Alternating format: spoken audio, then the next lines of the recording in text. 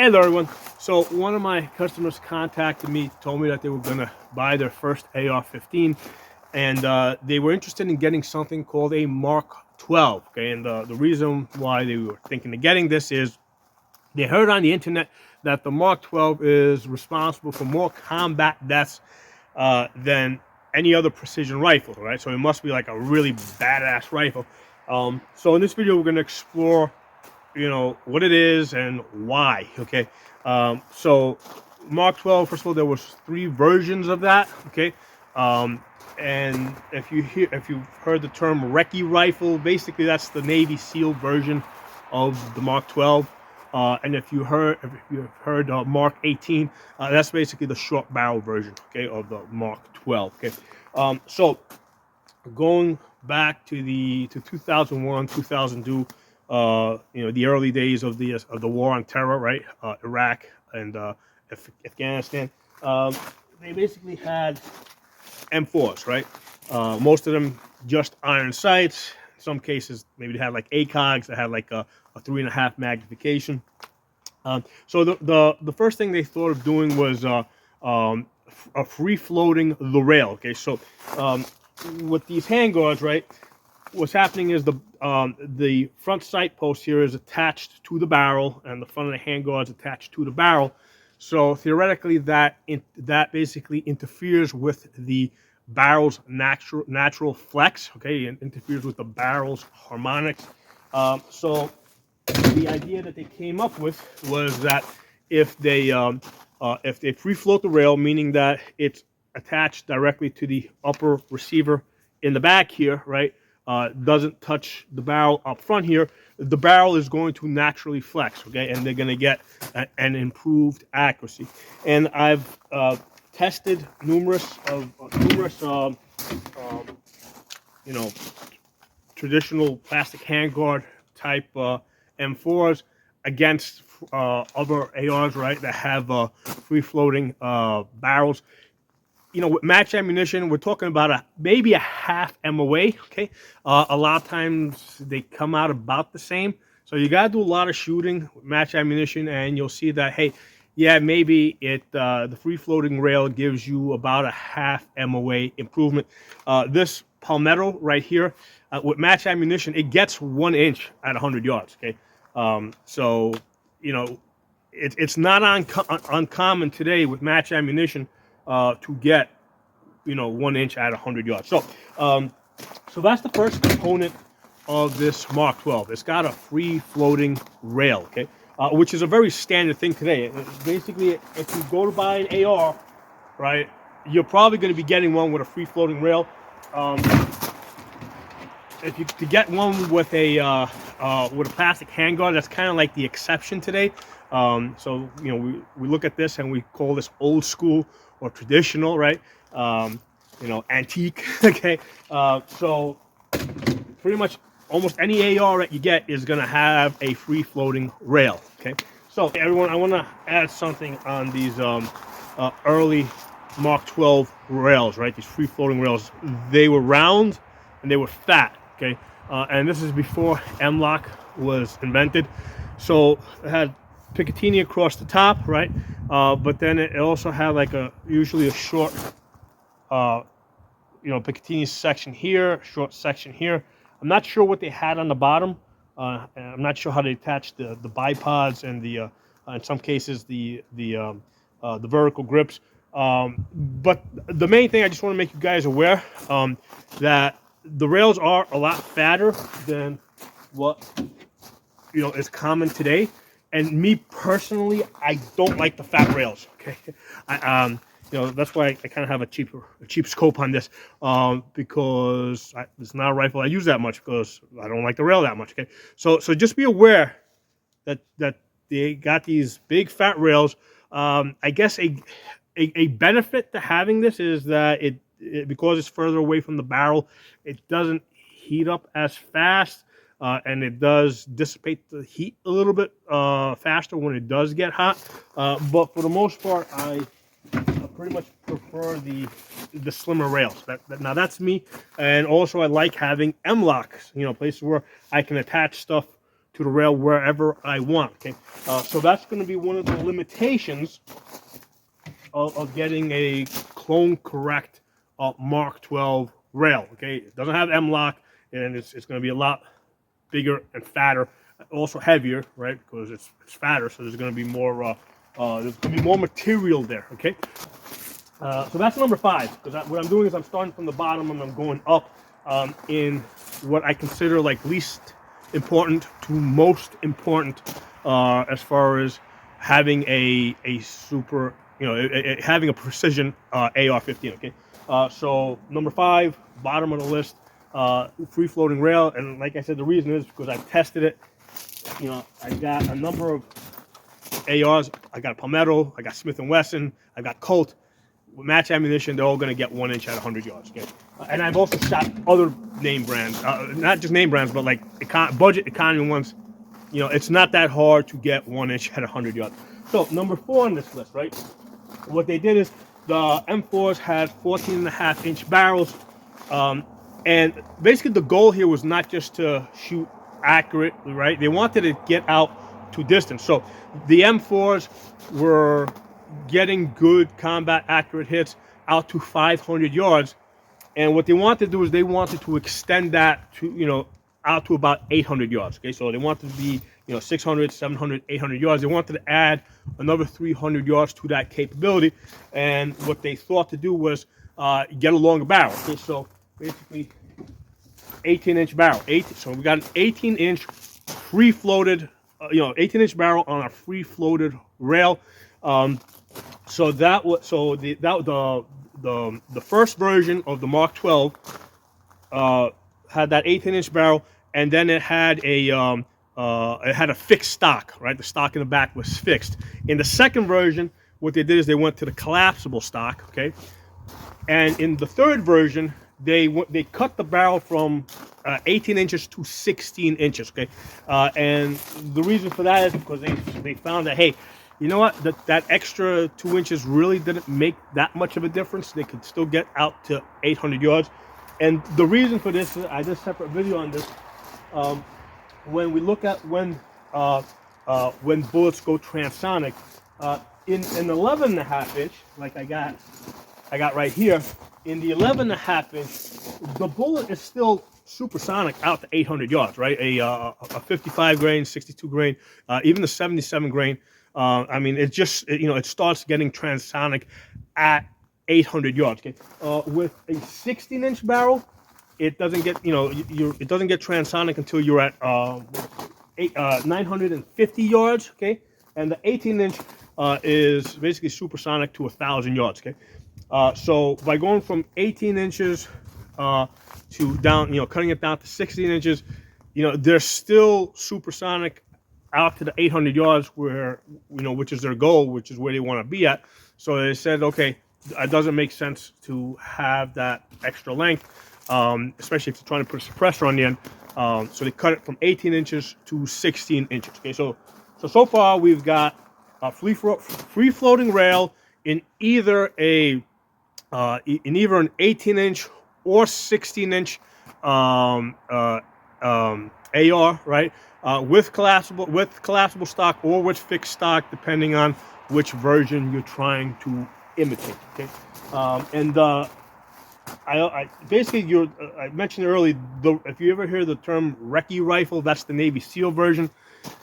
If you ever hear the term Mark 18, that's the short barrel version, right? Or the pistol version. So 11.5 inches here, that's basically your Mark 18. And the reason why even the 11.5 inch is still viable for a precision rifle is because the 11.5 inch is still supersonic out to about 800 yards. So that that puts them, that meets their goal basically. Okay? So number 3 on this list, right? Suppressor. Okay, so on this one over here, I have some type of sound reduction device. So this isn't an actual suppressor, but it works pretty damn good, right? This is the Radical Firearms linear compensator. It reduces the sound enough that I can comfortably shoot it with just the little ear cushions, which with most, if I try to shoot 11.5 inch with just ear cushions, it hurts. Okay, I gotta actually use earmuffs. So the main benefit of the suppressor, right, because the bullet's still going supersonic, but so it's still going to make that crack. But here's the thing, that it reduces the noise, right, at the muzzle.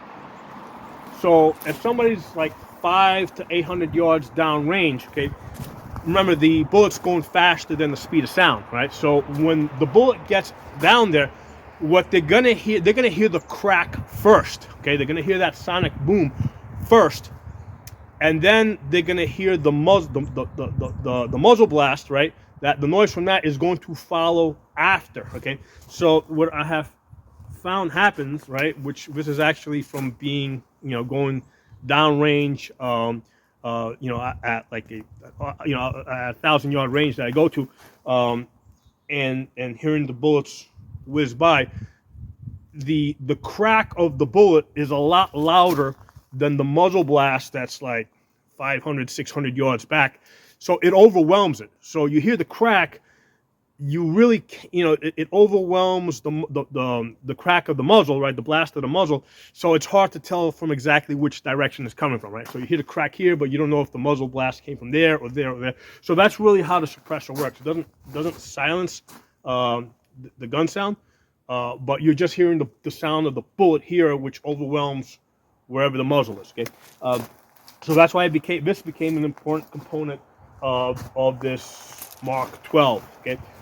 So far we got free floating rail, barrel, and that could be 16, 18 inches, 11.5 inches. They found that they all pretty much work pretty good. Okay, so now we're getting to the important stuff. Okay, the two important components. So number 2 on my list is the scope. Okay, the scope, because the M4s, right, they basically had either iron sights or they had like ACOGs on them. Or they had like aim point, which just a dot, but which is basically 1x. But they didn't have any real magnification any good magnification for shooting out to 500 to 800 yards. I mean, 3x. I mean, 3x is pretty good, getting you out to maybe 300 yards, 400 yards. But after that, like it's really hard to see your target, right? So. Initially, the scopes they really didn't have access to scopes, so a lot of guys were actually going into the civilian market and buying like hunting scopes, and eventually the military caught up and started procuring scopes for them. So most of these Mark 12s, again also Recce rifles and also Mark 18, they had either 3 to 9 scopes, or like 2.5 to 10 scopes. Okay, so they had variable scopes, and that we talked about all these other things before. I think that made a big difference. Okay, that was a big difference. Being able to see at distance, it increased the chance, especially in the desert where the bullets are impacting on sand and they're moving the sand. You can spot the impacts and you can make corrections. Okay, so having a magnification scope, that went out to 9 or 10 magnification, I think is a really important component here. And the interesting thing here is, like, if you go to any of these sites, right, and you buy, something that they call the Mark 12, right, it doesn't come with a scope, so you gotta go buy the scope separate. So you're paying extra for something that has this name, but like. So far, like free floating rail, that's the standard, right? Most of your ARs come with free floating rails. Barrel lengths of 18, 16 inches. I mean, that's standard, right? 16 inches is standard. 18 inches, you can easily get that if that's what you want. Okay. Suppressor, that's an NFA item, right? So that's not something you're gonna buy from the gun company. I mean, I guess they could sell it separate, but or you can get the linear comp like I got here. You want it to be you want it to have a cone, right? That kind of directs the blast. The cone kind of acts like a baffle, right? So you want it to have an internal cone, which this one has, which is why it works so good. There's a couple of companies that make a similar design. I don't recall them offhand, But that is, again, that's not necessarily something that comes with the gun. Okay, that's something that you got to get extra. Okay, so scope, you got to get that extra, right? That's something, and you got the options that we have available today are way better than the stuff they had available back then. Okay, so yeah, like they had these 3 to 9 scopes, 2.5 to 10 scopes, but today, like if you go to Primary Arms, you can get some really great scopes that have like ACSS that help you do really fast range estimating. So we've got much better options today. Okay.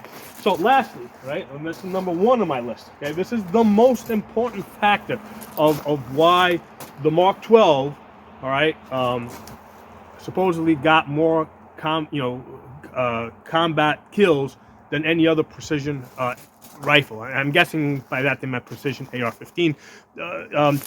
The most important component is better ammunition. Okay, up until that point, they had their M4s, and they're basically shooting the 62 grain 855 green tips, which basically, like I've got a bunch of those green tips.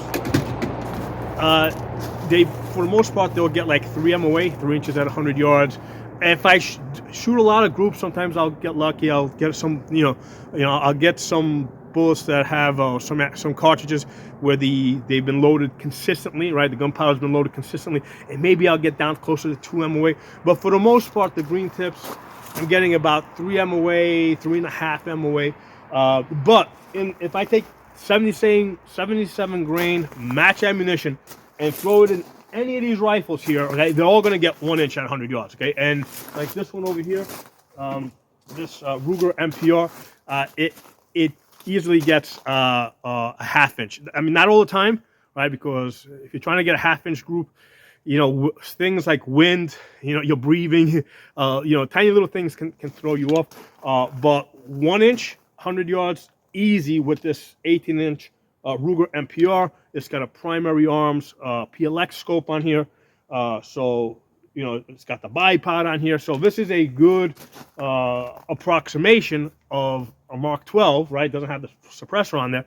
But if this, I've done videos where I'm shooting this to 850 yards. Okay, if you search my channel name and just put 850 yards next to my channel name, you should find the video where I'm shooting 850 yards with that rifle there. Okay, and that's really the most important component here, the match grade ammunition. Okay, as far as somebody buying something that's labeled, commercially labeled a Mark 12, I mean, I think they're just charging you a lot more than they need to. They're just charging you extra for that label, because, like I said, I mean, most ARs today are free floated rails. 16 inches is the standard. You can get 18 inches if you want a little bit more velocity. The suppressor is an NFA item, right? So you're not getting that from the gun company. The scopes you buy separate, and I highly recommend the ACSS type reticles because they allow you to do quick range estimating off the size of a man, right? They've got they got a whole bunch of different scopes where within that they also have mill lines so that you can range estimate off of other things. They got mill grids in there, where you can use that to spot your impacts and do quick adjustments. So we got much better scope options today than they had available back then. Okay, and then lastly, 77 grade match ammunition. Again, you can buy that online. You throw that into any AR-15, and you pretty much are going to have you put a scope on that with 77 grain match ammunition. You got a precision rifle. Okay? So yeah, it doesn't. I don't think it makes sense to go and pay extra for something that they've labeled a Mark 12 because for the most part, it's either pretty standard to what we're using today with the free floated rails, or you gotta buy the extras separate anyway.